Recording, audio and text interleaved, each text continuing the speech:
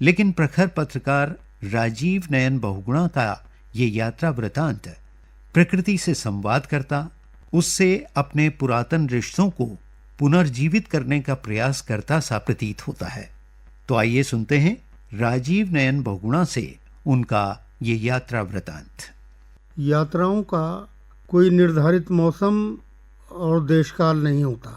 उत्तराखंड जैसे ऋतु समृद्ध प्रदेश में सुबह, दोपहर, शाम और रात की तरह हर मौसम का अपना अलग रंग है।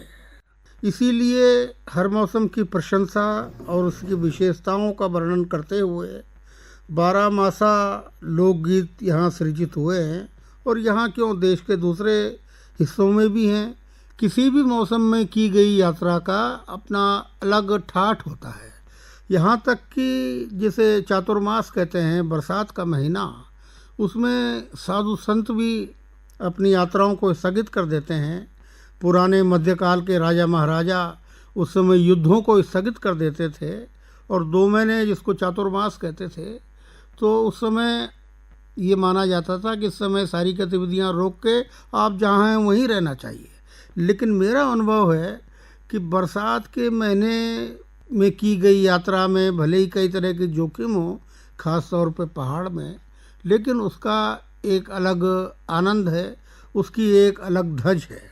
मैं अभी कर्णप्रयाग से सोनप्रयाग, नारायणबगड़, थराली, ग्वालदम, गरुड़, कौसानी, अल्मोड़ा और भीमताल होता हुआ हल्द्वानी पहुंचा हूं। कर्णप्रयाग को मैंने इस बार नए अर्थों में देखा।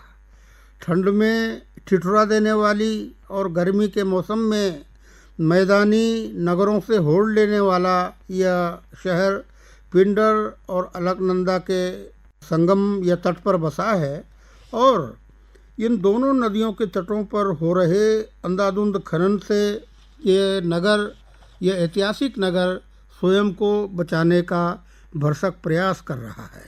दोनों बर्फानी नदियों के तटों पर दुशासन की तरह चीर हरण करती मशीनें निरंतर सक्रिय हैं। पिंडर नदी अपने स्वभाव के अनुसार, क्योंकि वो एक आक्रामक नदी है, वो एग्रेसिव नदी है, वो बहुत मुखर नदी है पिंडर, तो पिंडर अपनी गरज तरज के साथ, अपनी तेज ध्वनि के साथ और अपनी तेज रफ्तार के साथ कुछ प्रतिरोध जैसा करती प्रतीत होती है। उसके तेज बहाव से खनन करने वाले, जिन्हें मैं खनन पशु कहता हूँ, अवैध खनन करने वाले, वो भी कभी कभी समय रहते हैं और पिंडर उन पर आक्रमण भी करती है, उनको दंडित भी करती है।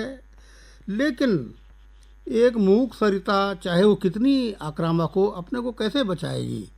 अब आप देखिए कि शेर है, भालू है, चीता है या हाथी है, ये सभी आक्रामक हैं और ये सभी हमारी नज़रों में हिंसक हैं। इनके पास अपने बचाव के लिए प्रकृति ने या ईश्वर ने या निसर्ग ने सभी उपादान दे रखे हैं, लेकिन मनुष्य से आखिर इनको हारना ही पड़ता है। इसी तरह से जो नदी है वो कितनी ही एग्रेसिव हो, कितनी ही उसकी स्पीड हो, कितनी तेज उसकी आवाज़ हो, लेकिन मनुष्य के सामने वो कब तक प्रतिरोध कर पाएगी। उधर अलकनंदा जो है वो अपने गहरे नीले परिधान के साथ बेबस जमाई से लेती हुई प्रतीत होती है। प्रकृति और मनुष्य के इस द्वंद्व में अंतिम हार मनुष्य की ही होनी है। भले ही वो ये सोचे कि उसने प्रकृति पर विजय प्राप्त कर ली, लेकिन आखिरी हार मनुष्य की ही होनी है। कर्णप्रयाग घाटी और ग्वालदम के कंधे पर स्थित नारायणबगड़ नामक गांव, जो अब कस्बा हो गया, पिछले कई दशकों से प्राकृतिक आपदाओं के कारण रगड़ बगड़ हो रहा है। मैं इसे नारायणबगड़ की बजाय अब रगड़ बगड़ कहता हूँ। भूस्खलन के कारण यहाँ ठिठक गए बड़े बड़े शिलाखंड और गोल मटोल पत्थर एक नया दृश्य सृजित करते हैं। दूर से देखने पर आपदा जनित ये पाषाण, ये पत्थर किसी चित्रकार की पेंटिंग जैसे प्रतीत होते हैं। प्रकृति अपने तांडव स्वरूप में भी सौंदर्य की चेतना का परित्याग नहीं करती। जैसे भगवान शंकर ने तांडव किया था, तो उससे भी ध्वनियों के, सुरों के और रिदम के कई अध्याय निकले हैं। इसी तरह प्रकृति भी जब तांडव करती है तो उसमें भी कुछ ना कुछ एस्थेटिक सेंस होता है, कोई सौंदर्य बोध